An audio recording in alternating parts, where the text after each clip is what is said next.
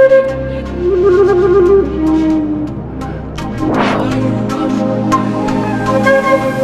my queens and kings. Welcome to Pharaoh Tarot. I'm Butterfly Williams, and I'll be serving up a moonwave reading for the waning moon in Cancer. Welcome, welcome, welcome. What we do here at Pharaoh Tarot is channel ancestral wisdom for contemporary times through tarot and oracle card readings. If anything I'm about to say resonates with you, please like, share, subscribe, and comment. It really helps out the channel. And if you'd like a personal reading, I'm available for those. Please drop me an email at the address in the description box below. All right, let's get going. Hello, my queens and kings. Welcome to the moonwave reading for the waning moon in Cancer. Welcome, welcome, welcome. This is a wonderful reading full of ups and downs, and yet a very wonderful outcome for you all. So you've got a lot to look forward to. What is the overall energy? It's the Queen of Brooms.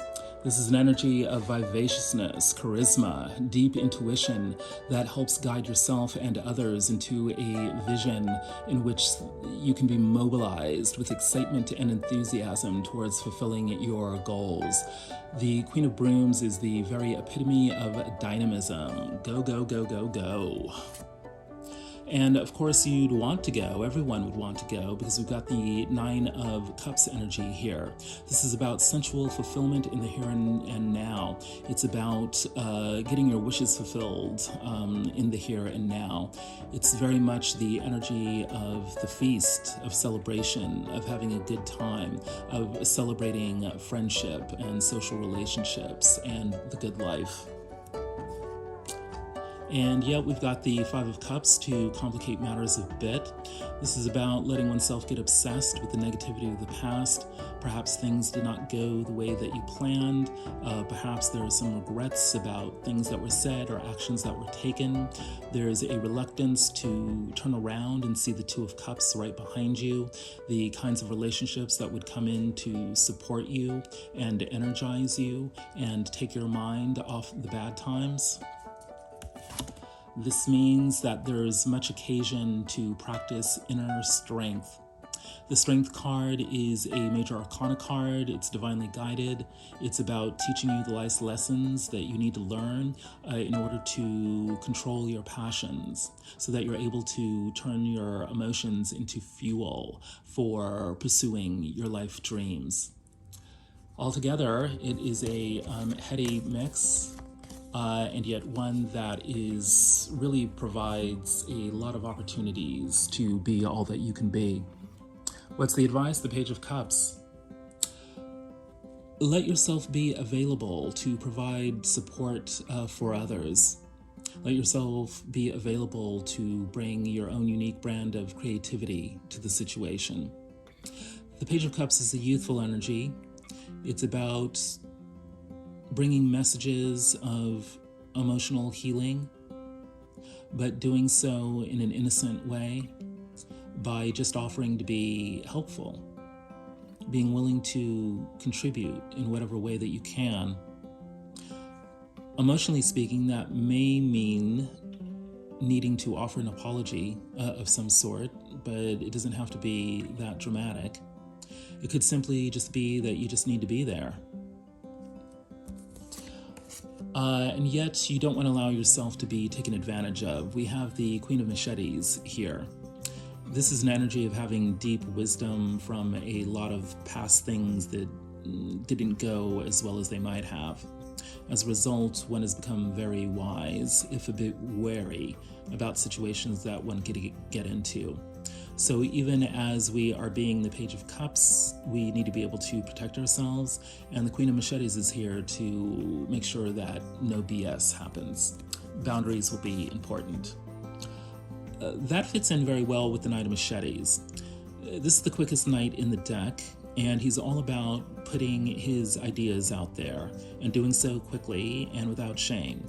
The Knight of Machetes is very much an assertive energy, and it may or may not know what it's doing, but it's bound and determined to create the platform that gets the voice out there. So we're being counseled not to be shy.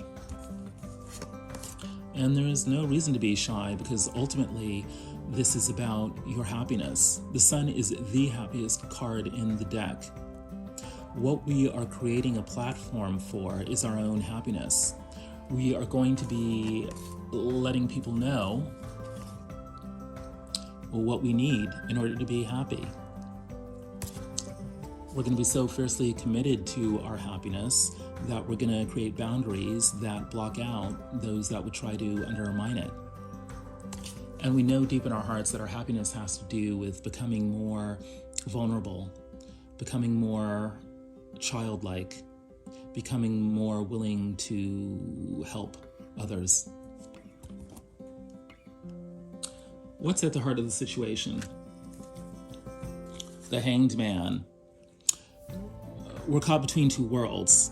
The last process, the last cycle of life has finished itself up. In these moonwave readings, we've been seeing the death card show up quite a few times, but it's no longer here. So that process is over. Whatever karmic lessons you needed to learn have been learned.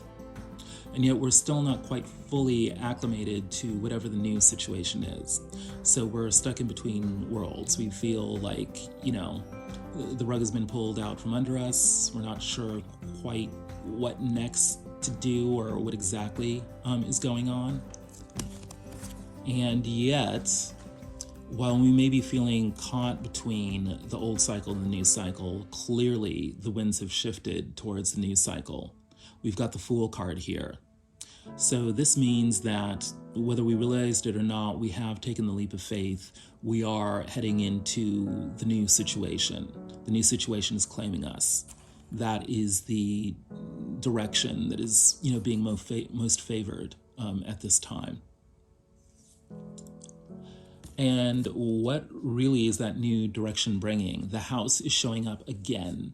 I think out of the last 4 readings, including this one, the House has shown up 3 times. And I shuffled these cards quite extensively. So the House is about the home, the family, the dynasty. It's about domestic bliss and everything that the House represents: safety, security, sanctuary, refuge. It's the ultimate destination of return. It's where we come from, and it's where we go back to after a long journey, after a hard day at work. So there's something here about this new beginning being not only physical but psychological, because what we're yearning for most here is a new house, a new home, a new family. It may not necessarily be that we're getting rid of everything old, although we very well might be. There's probably a significant number of you that are considering or undergoing, a change as radical as a relocation or completely cutting off, an old friend group. But that's not the emphasis here. The emphasis here is on bringing in the new friend group or rejuvenating, the old friend group. Creating a new family or resurrecting, the old family in a way that works for you. That's at the heart of the situation. What's in the upper world of the situation? What are the pressures here? Well, we've got the moon. So there's a lot of fears here, and those fears come out of the unknown. Things are really kind of murky. We may feel like we don't have enough information in order to be emotionally secure about what is going on. We may be driven to frustration, wanting to howl at the moon, or wanting to just sort of, lurk around in our own unprocessed emotions. That's the temptation. And yet the light side of the moon is the intuition of, becoming more aware of what the nighttime rhythms are, whether in ourselves or in others. There's a lot of pressure here to deal with our fears by using our intuition to navigate some murky waters. Clarified by the 8 of Discs. In the Orisha Tarot, this is a story about how Obatala was responsible for creating the human form out of clay, got bored with it, drank some palm oil, palm wine, actually, to feel a little better. Ended up creating some deformed human beings, and therefore is responsible, made accountable for protecting disabled people.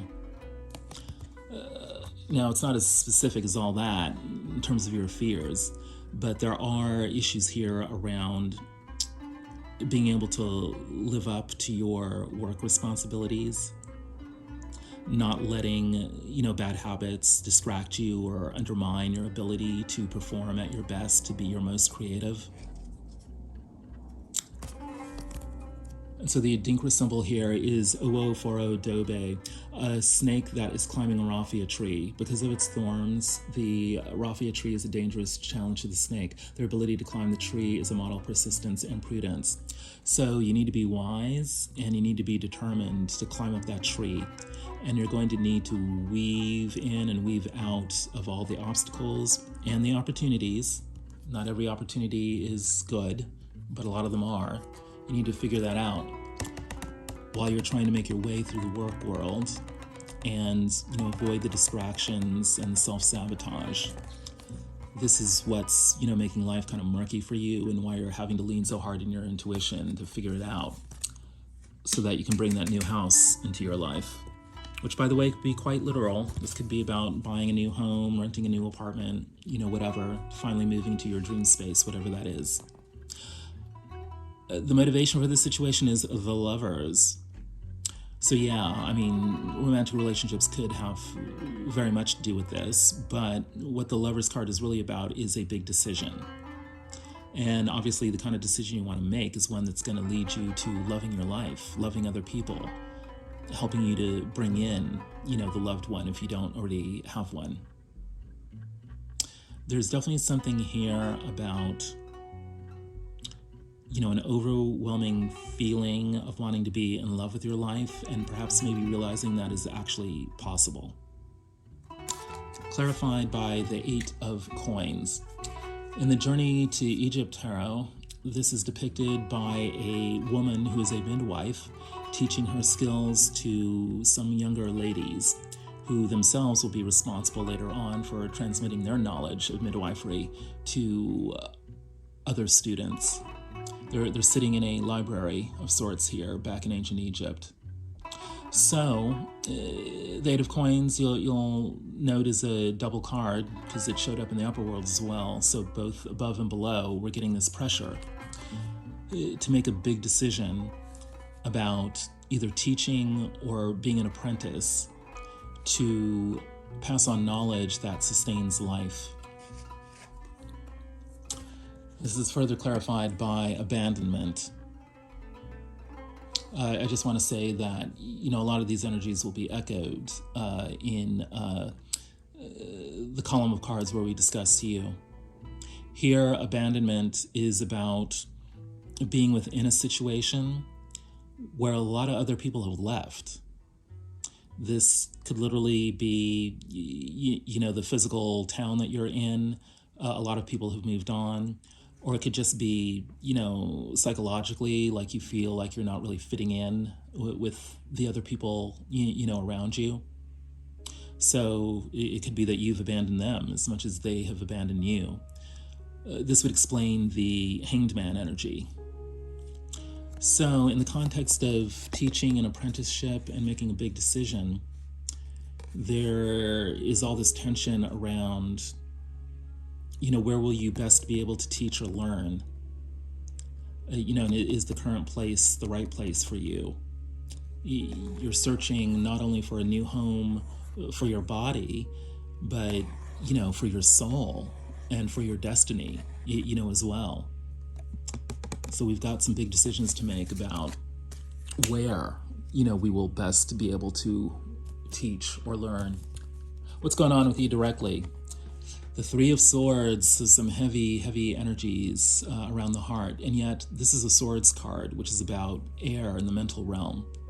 So this is really about dealing with the mental aftermath of having dealt with some heavy emotional stuff. It's like your brain, your psyche, has been really carved up, pierced, and you're needing to heal that. Perhaps you already have, because we have the big queen showing up.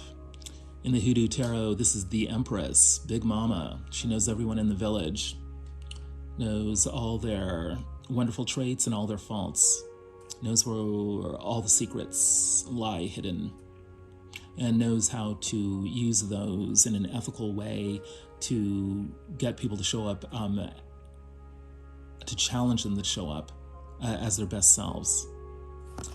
She's actually able to do that because she's been through the Three of Swords experience. She knows the pain. As a consequence, she also knows the joy and how to heal the pain so that the joy becomes present again. This is part of the heart of the situation here, where the Three of Swords, the heartbreak situation, caused a big break. But then the Fool is coming in, the leap of faith is coming in, the grasping for hope is coming in, and the big queen knows how to make the most of that. You know, we had this exact same combination in the motivation of the outcome some weeks back. Then I said that, you know, we were talking about an Empress with a past here. And so it seems that the Empress with the past has returned. And she's returned to become her ancestors' wildest dreams. Your ancestors love to watch you embrace the experiences they were unable to see in their lifetimes. You see, your ancestors faced a lot of barriers, a lot of obstacles, so they weren't able to bring in the house. They weren't able to build their own homes. You know, they didn't have the knowledge, they didn't have the money, they didn't have the skills, they didn't have the whatever. All of that was denied to them, but they weren't denied to you. You are the Empress. You have it within you, not only to overcome heartbreak, but to really celebrate your life and all of existence. What pressures are you dealing with? Well, in your upper world, you've got the Ten of Cups, complete and total emotional fulfillment, especially through relationships. Your house, your family, your community, all one huge vibe of love. This is what you're aiming for. This is what you know is possible for yourself. And yet the Five of Cowries, the Five of Pentacles, teardrops. It's amazing how this echoes the overall energy and the overall advice. We can be distracted from our Ten of Cups vision if we wallow too much in the current circumstances, even if admittedly they are very challenging. But when we've got the Ten of Cups showing up, the possibility of being happy is absolutely, absolutely real. So no matter how tough things are, we need to hang on to a vision of what really fulfills us. Sphinx, silent wisdom. This is the energy of having stood guard for millennia around a sacred portal to source, standing guard for centuries around something that is so deeply valuable, a repository of wisdom that is so priceless.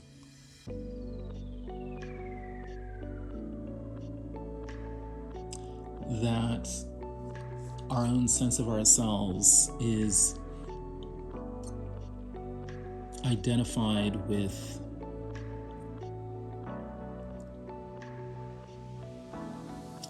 making it sound like a tradition makes it sound really kind of stodgy. Yeah, what we're identified with here is spirit itself. And it's the spirit of manifestation, so that there are actually things around us that we can actually point to, by now. Now, I know I'm sounding really heady here, because the things we can point to are actually things within our own lives that really show we've experienced the heights of existence and the depths of existence, but also show now that we have silent wisdom.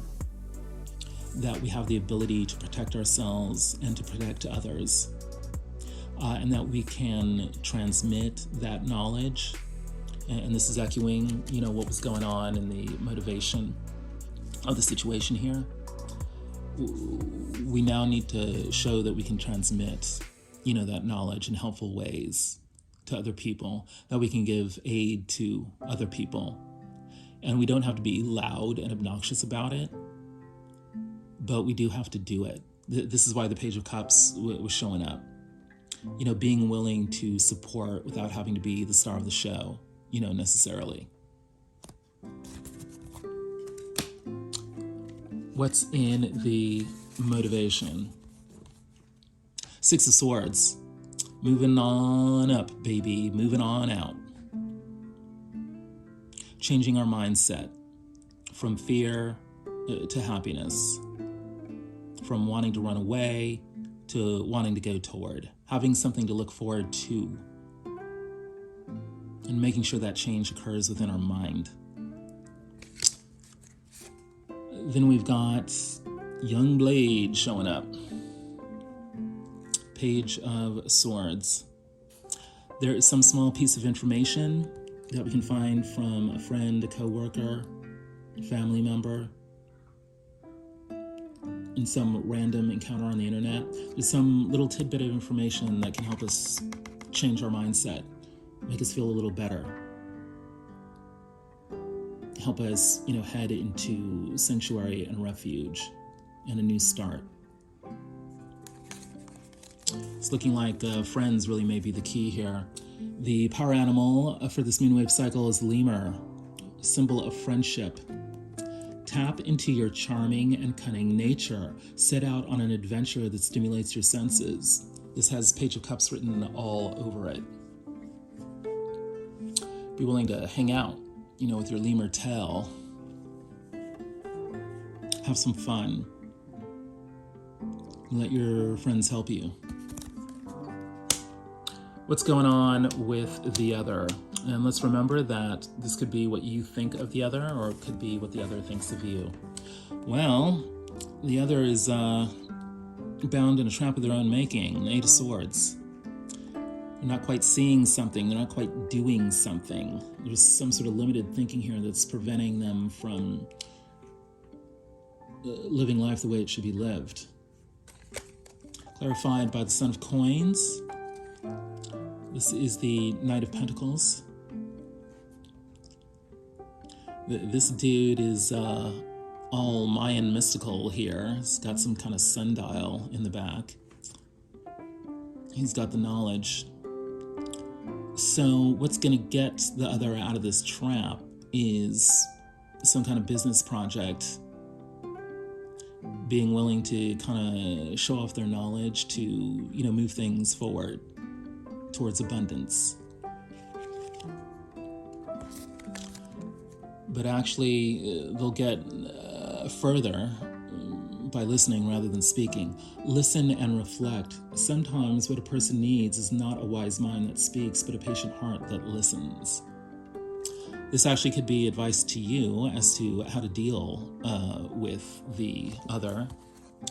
They might know a little bit more than you, or maybe they know a little bit less. Either way, listening and reflecting is going to help both you and them. What's in the upper world? King of Pentacles. So this is definitely some kind of business proposition that we are dealing with here. The King of Pentacles is not just a visionary. He has actually accomplished something in the realm of the material world, the finances, the environment. He's actually able to show that he's gone out and conquered in the real world.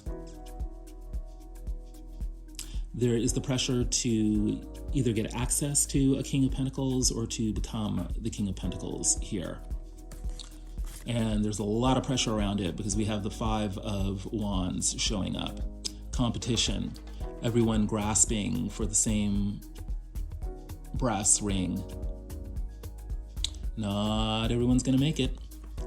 Not everyone is going to have the open door that allows them to take the meeting with the King of Pentacles.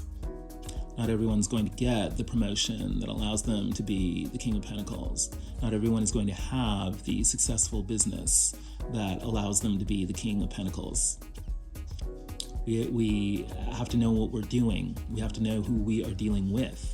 And we have to be willing to take the right actions at the right time in order for the King of Pentacles energy to manifest fully. Whew. We're not out in the jungle so much as we are out in the desert. The long, hard, hot, arid desert full of fire energy will definitely for sure burn out everything and anything that is no longer serving us, but may leave us parched, thirsty. And yet it's so beautiful, so powerful, so warm. The rays of the sun can stamp out life, but they also are what gives life. Light is a bearer of energy. It's a bearer of codes. There's something here about being star-like, being the center, being full of fiery passion, being willing to take action, being constant, taking rest every day, but rising again every day and doing so early. Energy, being the source. Dealing with all those energies, issues, is what determines who beats the competition and gets access to or becomes the King of Pentacles. It's a lot of pressure for the other to deal with. And what's the motivation? Stability. Four of Pentacles. Hanging on to what you've got, maybe getting a little bit more so that you can stay in your position. Clarified by the emerging one in the Dust to Onyx Tarot, this is the Fool. So their motivation is definitely connected to the heart of the situation. This fight for stability is about taking calculated risks. And here in the Dust to Onyx Tarot, the Fool is depicted as a child with a sacrificial lamb. What has to be sacrificed in order to gain this stability? What has to be left behind? Does your innocence have to be left behind, or do you have to be willing to become innocent? Become more humble, become more vulnerable. The calculated risk that needs to be taken here requires knowledge, knowing. He who collects the most knowledge wins the war. Indeed, you beat the competition by knowing more than they do, knowing which risk to take, knowing what's most valuable. But clearly, stability is what's on the mind of the other. What's the outcome? The King of Brooms. This is a wonderful, wonderful outcome.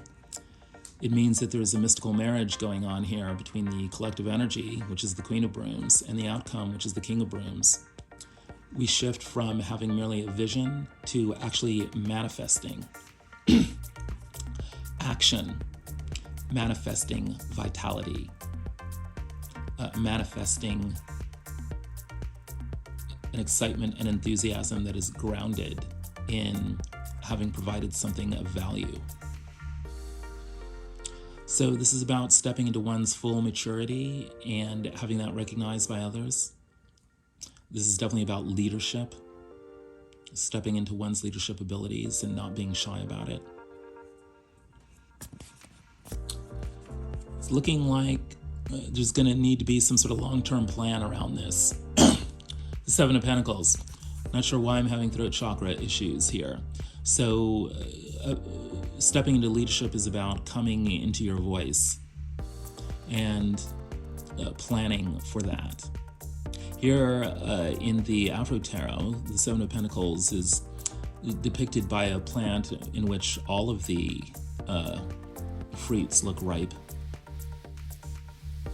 So there's something here about paying attention to the details in such a way that you get a maximum yield. That's how you become known as the King of Brooms. It's also interesting here that, the Afro tarot usually depicts all the human beings in a very clear fashion. You can always see their face. You always know what's on their mind, what they're thinking about. Here, the guy is so deeply lost in thought that we can't even really see him. He's not fully manifested yet. It's like his plan is more important, it's more well-developed than he is. So there's something here about, in order to step into our powers of the King of Brooms, we really have to lose ourselves to the plan. We have to let our spirits and our souls fully marinate in the harvest. And it's best to do that by focusing on the good. All our plans are directed towards one thing: the good. What's in the upper world of this outcome? The Eight of Brooms, things are going to be moving quickly. Lots of messages are going to be coming in, and they'll also be going back.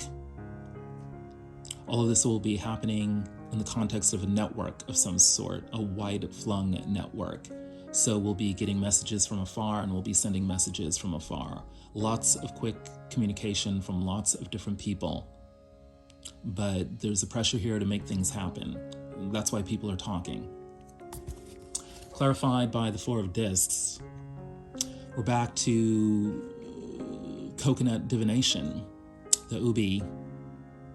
The Orisha tarot tells a story about how Obi, the god of divination, became very pompous about his ability to predict the future accurately. So Olofin, the god of creation, decided to send a test his way. Olofin disguised himself as a beggar and asked Obi if he'd be willing to give him a divination. And Obi thought, who is this character? How dare this, unclean person off the streets ask me for my services? So he said no. Then Olofin revealed who he really was. And of course, Obi was immediately ashamed. And Olofin said, well, I won't take away your powers to divine. I could never do that to you. But from now on, you will have to humble yourself by being only able to speak through the coconuts while they're on the ground. So forevermore, coconut divination is conducted by throwing the coconuts into the ground. In the background here, you see the different outcomes that can happen when you do the coconut divination. 4 shells are thrown, and if all 4 come up on the white side, that's a lafia, it's a yes with blessings. If 2 of them come up on the dark side and 2 of them come up on the light side, that's a yife. And that means yes with balance. It's a debate as to whether a lafia or a yife are better. Do you want a little extra, or do you want something that's strong and true? Never let them see you sweat. Yeah, whatever your fate is, you need to show that you know what you're talking about, and you also need to be humble about it. And all these messages that are coming in, they all have the one goal of making you the King of Brooms, but you need to know what you're doing, and you need to be humble about it. Never let them see you sweat. What is in the outcome? What is in the motivation of the outcome? Page of Machetes. Another double card here. This outcome is motivated by, the need for information. It is little tidbits that you hear here and there that allow you to unlock the doors by which you become the King of Brooms. And this information has to do with the Four of Swords. Gaining access to some place of deep relaxation and meditation that allows you to really contemplate who you are, where you've come from, and where you're going. But there's extra meanings in the Journey to Egypt tarot. Here we have a beautiful depiction of the Temple of Karnak. And we have this man-made reservoir here. And you'll notice in the middle of it, we've got this coffin. And if you look closely, you'll see there's earth with what look like, first growth are emerging out of the soil. There was a very long, complicated ritual involving the god Osiris, the god of the underworld, and the god of resurrection. And this ritual marked the ending of the flooding of the Nile. The waters would recede, revealing the rich, fertile earth underneath that was ripe for planting. There's been a lot of talk about new beginnings, a lot of talk about what is ripe and what is ready, what is new, what needs to be taught, and what needs to be learned. All of these meanings come back to the Four of Swords here. What we're needing information about is renewal and rejuvenation and resurrection, about getting, new growth into our lives, into the lives around us. And this is going to lead us into a recognition that our lives are wonderful. Sometimes being too cautious is just an excuse for being afraid to take risks and move forward. Don't use this as your excuse to miss out on something amazing. And indeed, that something amazing is your own life.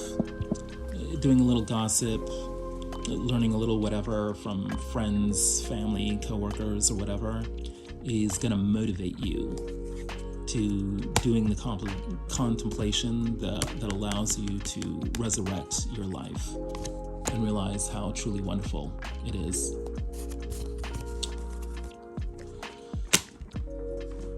Well, my queens and kings, it's looking like that new beginning is not on its way. That new beginning is here. Allow yourself to enjoy it. If anything I have said resonates with you, please like, share, subscribe, and comment. It really helps out the channel. I'm also available for personal readings. Drop me an email in the address in the description box below. I'd love to hear from you. The ancestors have spoken.